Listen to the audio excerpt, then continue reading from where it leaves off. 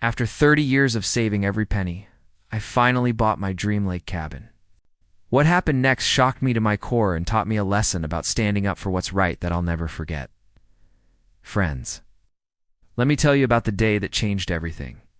After decades of working long hours and dreaming of a peaceful retirement retreat, I founded a charming little cabin on Crystal Lake, surrounded by towering pines and the kind of silence that heals your soul. The moment I signed those papers, I felt something I hadn't felt in years: pure joy. This wasn't just a cabin, it was my future. My place to watch grandchildren fish from the dock, to finally write that book I'd been putting off, to simply ... breathe. So there I was, truck loaded with tools and dreams, ready to begin renovating this little slice of heaven. The morning air was crisp, the coffee in my thermos still warm, and I remember thinking, this is it. This is where my next chapter begins. Music shifts to minor key, then I saw them. Two men in dark uniforms walking toward me with the kind of serious expressions that immediately put knots in your stomach. "Excuse me, sir. I need you to stop what you're doing right there. I'm sorry. You're on private HOA property without authorization. I'm going to need you to pack up and leave immediately. There must be some mistake. This is my cabin. I just bought it. Here, let me show you the deed. ... Sir. We're not interested in looking at any papers. What we're interested in is you leaving this property before we have to escalate this situation. Friends, I want you to imagine for a moment you've just spent your life savings on your dream home, and two strangers are telling you that you're trespassing on your own property. The anger, the confusion, the helplessness. ... It hit me like a freight train. I tried reasoning with them. I showed them my deed, my title, my purchase agreement. But they stood there like stone walls, arms crossed, waiting for me too. What? Just give up on everything I'd worked for. As the sun set that first day, painting the lake in those gorgeous golden hues I'd dreamed of enjoying, I sat in my truck, feeling more defeated than I had in years. This was supposed to be my sanctuary, my reward for a lifetime of hard work. Instead, I felt like a stranger being pushed out of my own life. But here's what I didn't know then. This was just the beginning of a battle that would test everything I believed about justice, perseverance, and standing up for what's right. Tomorrow, I'll share how I discovered the shocking truth about what this HOA was really up to, why they targeted me specifically. Yesterday, I shared how my Dream Lake cabin became a nightmare when HOA security tried to kick me off my own property. But what I discovered next was so disturbing. It changed how I view property rights forever. I didn't sleep that night. Instead, I did what any determined person would do. I started digging. County records, HOA filings, property histories. What I found made my blood run cold. This HOA had a pattern, friends. They'd been systematically targeting older property owners, people like us, saved for years to buy their piece of paradise. They'd use intimidation tactics, made-up regulations, and legal-sounding threats to pressure owners into either paying outrageous fees or selling their properties at below-market prices. And here's the kicker. Most of their claims had no legal standing whatsoever. They were essentially running a sophisticated bullying operation, counting on people being too scared or too tired to fight back. The next morning, I returned to my cabin with a heavy heart but a determined spirit. And that's when I saw them. Dozens of bright yellow, no trespassing signs that had appeared overnight like some kind of passive-aggressive art installation. The guards were back too, watching from the tree line like vultures. It was psychological warfare, plain and simple. They wanted me to feel unwelcome, unsafe, uncertain about my own rights. I called my daughter that morning, and I'll never forget what she said. "Dad, you didn't work 40 years to let bullies steal your dreams now." She was right. This wasn't just about a cabin anymore.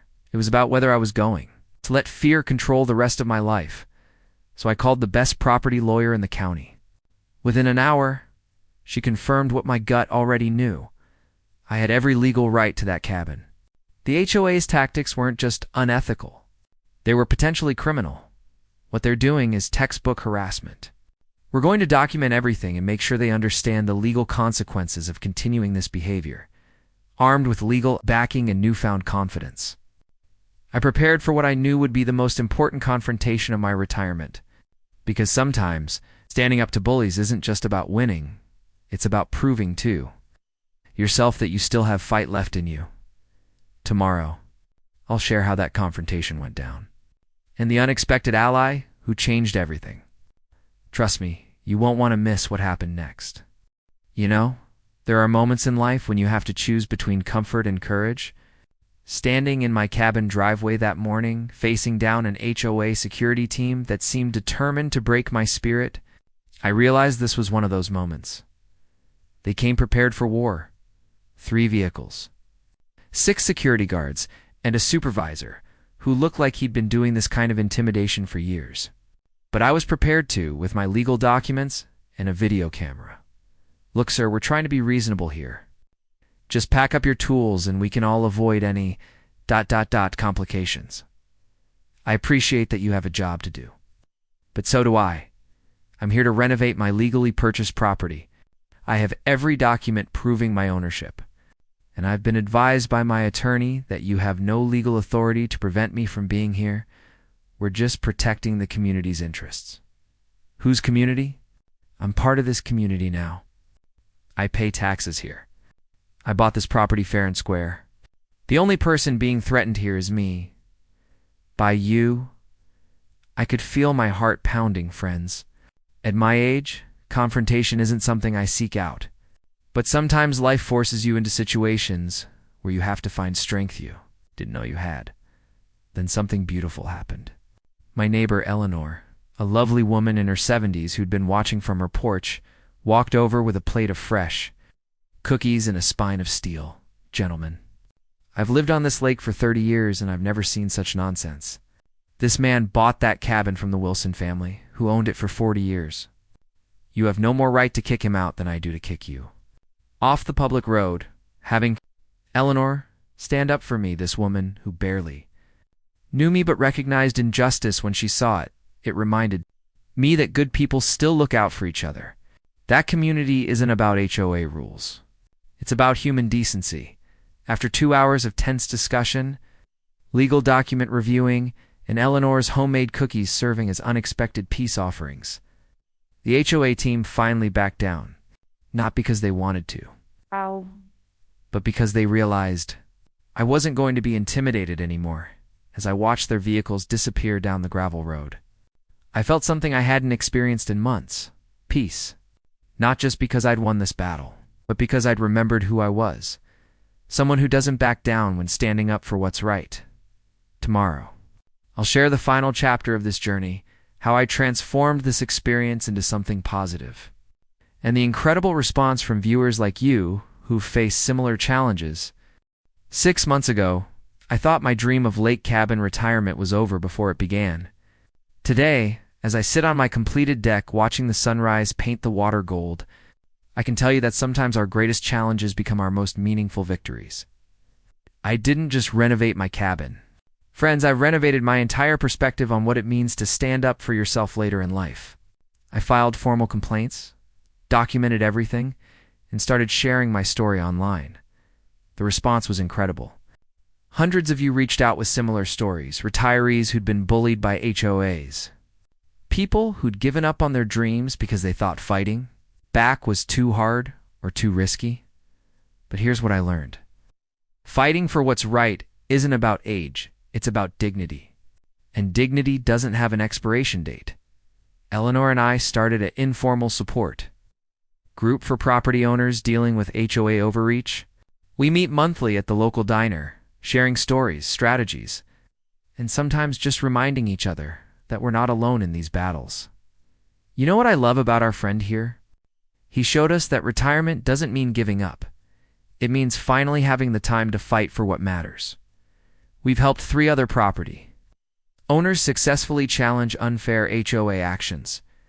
We've connected seniors with legal resources. Most importantly, we've proven that experience and wisdom are powerful weapons against intimidation. Every morning, when I have my coffee on this deck that I built with my own hands, I I remember that moment when I almost gave up. When I almost let fear win. This cabin isn't just my retirement home. It's proof that we're never too old to surprise ourselves. That standing up to bullies isn't just something for young people. That our dreams don't have expiration dates just because we do.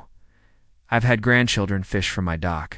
I've started writing that novel, and I've found a peace I didn't know was possible. But the best part? I earned it.